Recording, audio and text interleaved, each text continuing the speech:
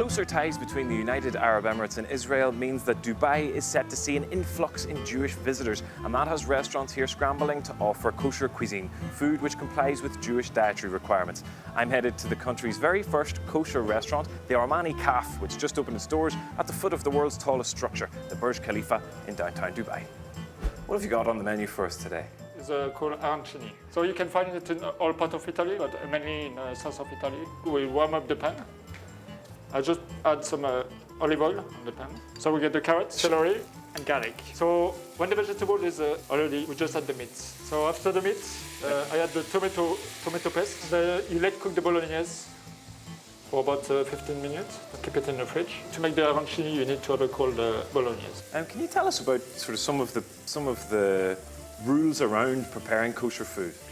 The fire can be the burner or the oven, need to be turned on by the Rabbi himself. We have a smart oven. Now we equip it with, so basically the Rabbi has an app on his mobile. I will just text him, we say, can you please turn on the oven? And he can do it from distance. So it's high-tech kosher. Yes, exactly. So next we'll make the tomato fondue. Mediterranean food is all about onion, garlic, tomato. Salt, pepper, a little bit of sugar, cumin powder, and paprika. It's going to be kind of a marmalade of tomato, let's say. Tomato fondue is done. Okay. So I will cook the rice for the arancini.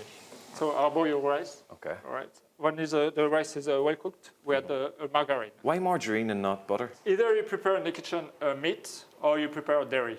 So another rule of kosher food is that you have a separate kitchen for meat and dairy. It looks like a risotto that's very, very overcooked, almost risotto. Exactly. So if you make a risotto at home, it's overcooked, then just change the dish and you make your arancini. Put in your palm, then press the middle, where you can place a little bit of bolognese. And this is also why the rice needs to be well cooked so that it's sticky. Exactly. So the arancini will go first in the flour, then the eggs, and then the breadcrumb. Okay.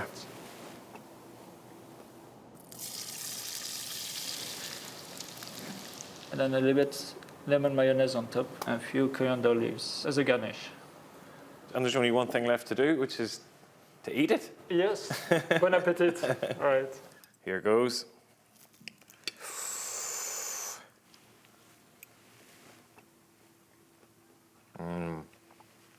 Oh, very nice, chef. Very, very nice. And so we're joined by Rabbi Levy Dukeman, who is the rabbi for the UAE. Could you begin by telling us more about the kosher traditions and the rules around kosher food? Kosher certification is certifying everything about the food. So starting from the ingredients to the preparation, turning on the oven, or anything that has to do within the process of cooking the food needs to be kosher supervised. This restaurant is something called Glatt Kosher, which is the highest kosher certification that one could achieve. We work together with Chef Fabien and his team to create a kosher menu made up with the available ingredients we have here in the UAE, and is what we did the first import of kosher meat into the UAE. So it was quite extensive to put all of the ingredients together, have them kosher certified. This restaurant is not only for the Jewish community, this restaurant is for the whole UAE community, for the tourists to come and experience the kosher experience.